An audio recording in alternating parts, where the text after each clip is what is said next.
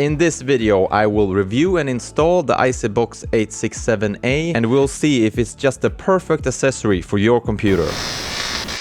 My prior solution for the file transfer challenge you have when handling a lot of video was a cheap SD card reader I bought from a cheap brand, which time and time again busted up my workflow. It usually jammed up my computer so bad that I needed to do a hard reset when switching memory cards, which constantly made me lose 15 minutes or more. So I need this reader to accomplish two things. One, not jamming up my computer, and secondly, transfer speeds need to be fast and consistent. So let's see what this ICYBOX can do. The journey to the ICYBOX started with me trying to fix my transfer speed to the computer, and I did a lot of research and I found this ICYBOX which has 4 USB 2.0 ports, 1 USB 3.0 port, 1 USB 3.1 USB-C port, an SD slot and micro SD slot, a CFast Express slot, and another MS adapter, which is... Bro, what are you talking about, man? Don't you remember that old commercial with that shaman, crazy shaman thing?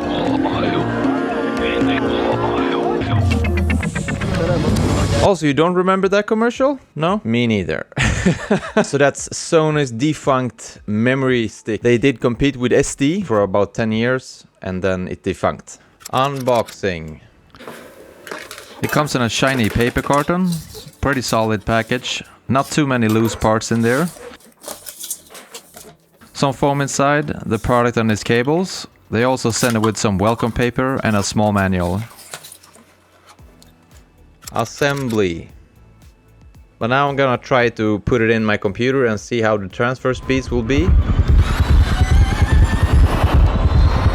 If I don't get good transfer speeds, it's pretty much useless. This little baby, it got 4 different kind of connections. 2 of these USB 2.0 cables, and you got a USB 3.0 port, and you have another one for the power, which is a SATA adapter.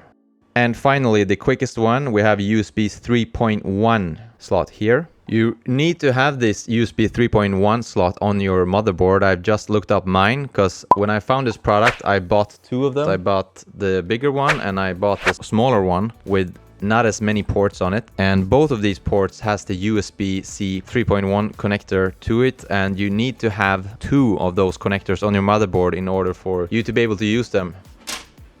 So this is the full width of the motherboard. There we have the USB 3.0. This is the USB 3.1 on the motherboard. This is how it looks.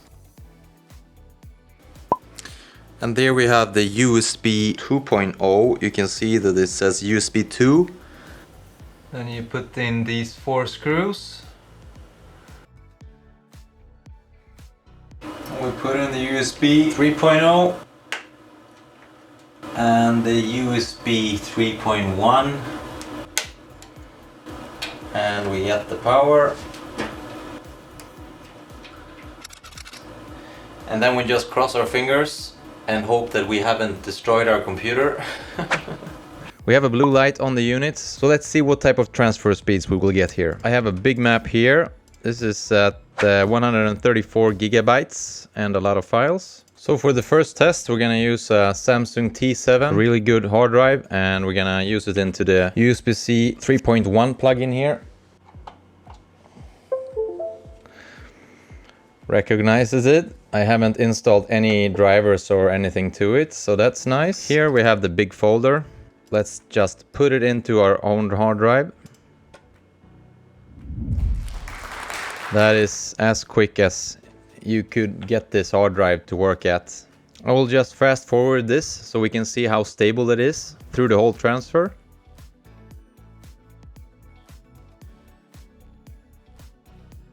So far so good. ICYBOX did a really good job there. Now we'll see how well it will perform with an SD card. And I got a SD UHS 2 card here, so it's a fast one. So here we have 30 gigabytes, quite the folder. And let's try to copy that to our test folder. And this is not as fast as it could go. I haven't really noted on the product if it's an UHS 2 reader, but I guess this card reader is not adapted to the UHS 2 type of cards. So yeah, I will quit this. Now we're gonna try and see if we're able to pull any more speed out of the USB 3.0 slots. I have this pro-grade digital UHS-2 reader, which is able to read 2 UHS-2 cards at the same time. And you can count on it. It's got good reading speeds, and it actually comes with a USB-A cable, and we shall see how fast that reads. So we're gonna try the same folder, which is 30 gigabytes. Oh, look at that. So this actually gives us the full speed of the SD card. So even if I use the USB 3.0 slot instead of the USB-C, I will get full speed on the SD card. That's great.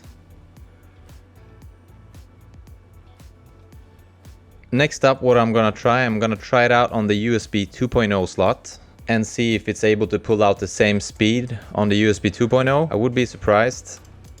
We have the same folder. Let's try it out. No.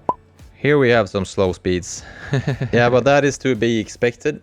I'll cancel that. We can also try the micro SD slot. What do we have here? We have a folder that's 3.9 gigabytes and another on 6 gigabytes. So let's try this with 6 gigabytes. Copying out to the test folder. Yeah, this is nice.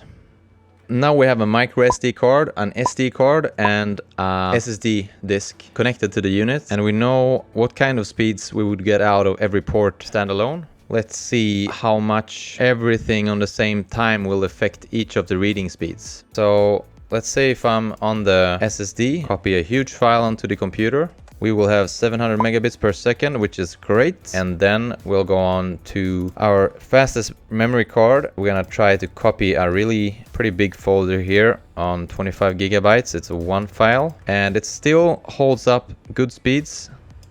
And if I go on the other card, which is directly into the product, that one, and copy this one. Yeah, this is slow, but this keeps its speed, and especially the C keeps its speed. And also, if we're gonna max it out and also copy from the micro SD, and we'll try to copy this one over here. Yeah, this actually takes a lot of beating here. And this is on the USB 3.0 slot. It feels that all these three shares the same available total speed. But the USB-C is great, it's working, and you can get a really good speed out of that one. And as we've seen before, the USB 3.0 can deliver good speeds as well. So if I cancel the other two, yeah, this goes up. Good in speed. You get around 1,000 megabits per second out of it in total, I would say, if you have the right hardware to use it with. So that's good.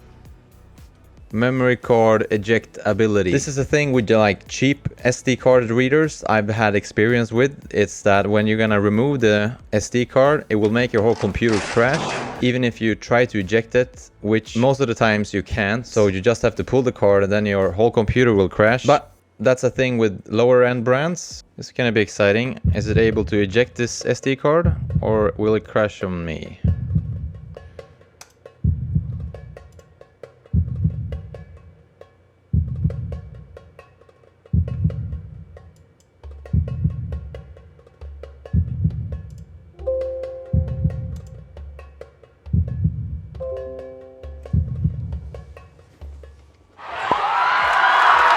So far so good.